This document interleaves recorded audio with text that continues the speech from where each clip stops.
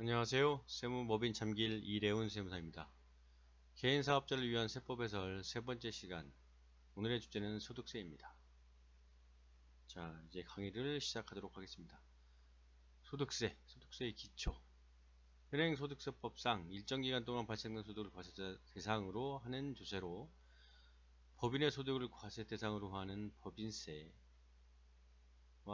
개인소득세로 구별할 수 있습니다. 소득세의 종류에는 종합소득세, 양도소득세, 퇴직소득의 종류로 구분하여 과세하고 있습니다. 소득세의 과세 원칙에 대해서 설명드리도록 하겠습니다.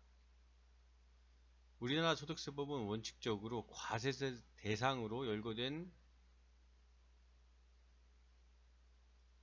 과세를 택하고 있습니다.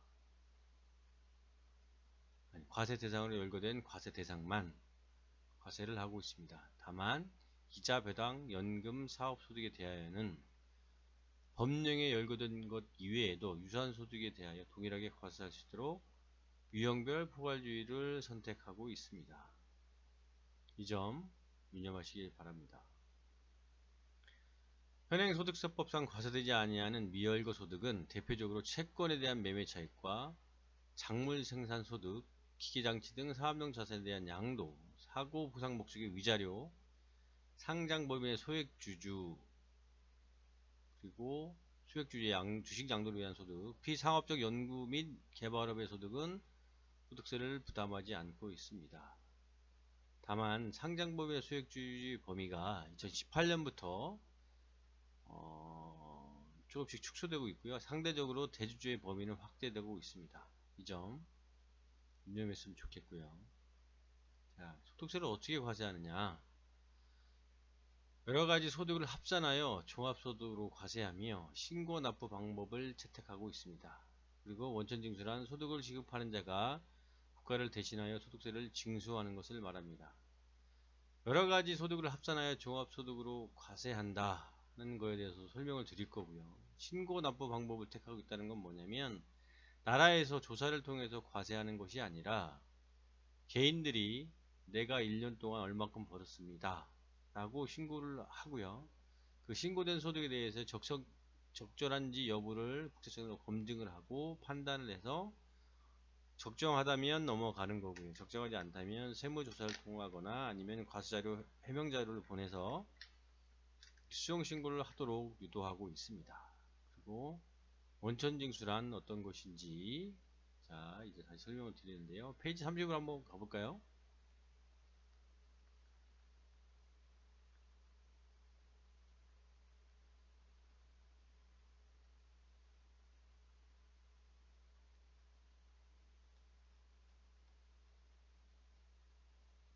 오늘 28페이지의 내용이고요. 원천징수라는 개념에 대해서 설명을 드릴게요. 원천징수란 사업자가 종업원 등 소득자에게 각종 소득을 지급할 때 소득자가 납부하여야 할 세금을 미리 징수하도록 하여 국가에 대신 납부한 제도입니다. 즉 사업주가 직원들한테 급여소득을 지급한다거나 사업소득을 지급한다거나 기타 소득을 지급할 때 전체 금액을 중요한 게 아니라 원천 징수한 세액을 계산해서 사대보험료를 떼고요. 사대보험료 중에 갑근세라는 명목으로 떼서 세무서에 신고하고 납부를 해야 합니다. 그렇지 않은 경우 가산세를 부담하게 되고요. 급여 등을 지급할 때 1억이라고 해서 1억을 다 주는 게 아니라 일정 부분을 떼어서 세금을 미리 납부하는 제도를 원천징수라고 합니다. 그리고 예를 쉽게 말씀을 드리자면 뭐 복권, 로또에 당첨됐다고 해서 20억에 당첨이 됐다고 해서 다 주는 게 아니고요. 그래서 경비를 제외하고 원천징수를 하고요. 나머지 금액을 지급하는 그런 제도를 취하고 있고요. 그 다음에 은행에서 이자 소득을 받았을 때 그리고 배당 소득을 받았을 때도 금융기관으로부터 원천징수를 당하고 원천징수한 금액을 은행에서는 국세청에 신고를 하고 납부를 하게 되겠죠. 이런 것을 원천징수라고 합니다. 다음 종합소득 이외의 소득에 대한 과세 방법.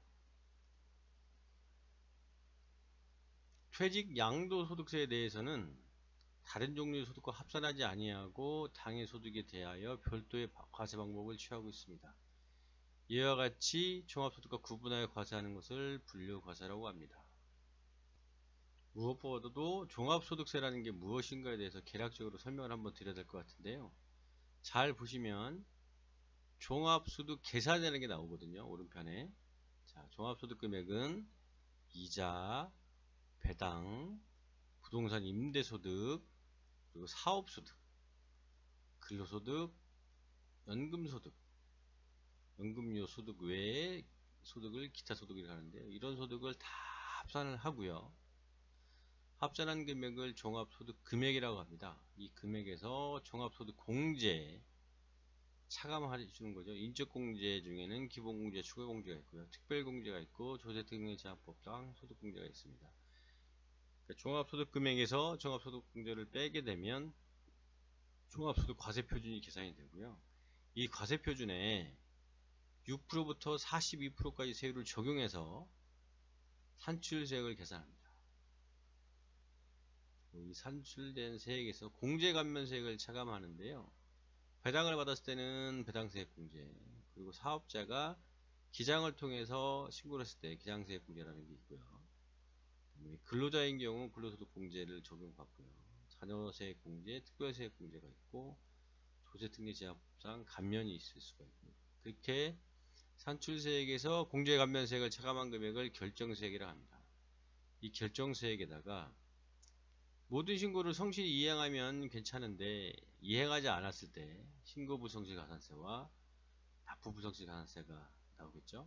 이 금액을 합산한 금액에서 기납부세액, 조금 전에 설명을 드렸던 원천납부세액이라는 게 있거든요. 원천징수세액, 징수한 세액 중에 납부한 세액과 중간에 전년도에 반 정도 납부한 중간에 납부세액을 차감한 금액을 종합소득세 5월에 납부하는 차감 납부세액이 되는 거고요.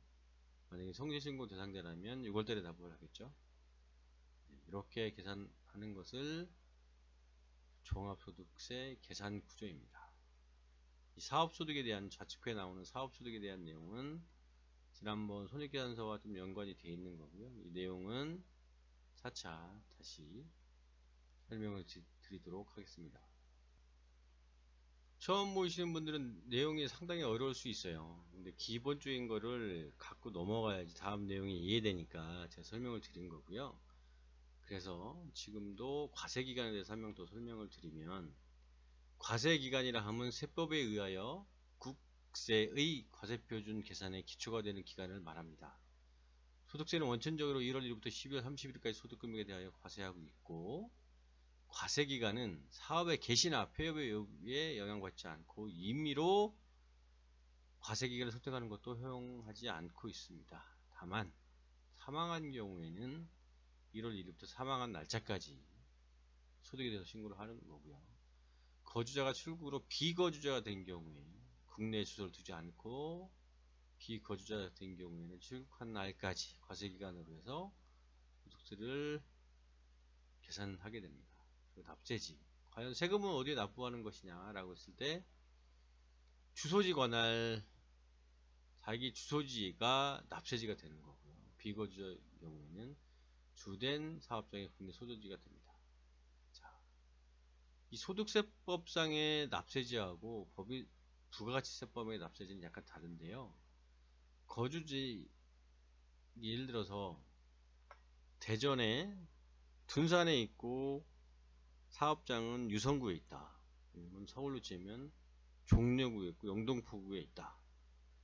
부가가치세는 사업장에서 세금을 사업장 관할 세무서에 신고 납부를 하는 거고요.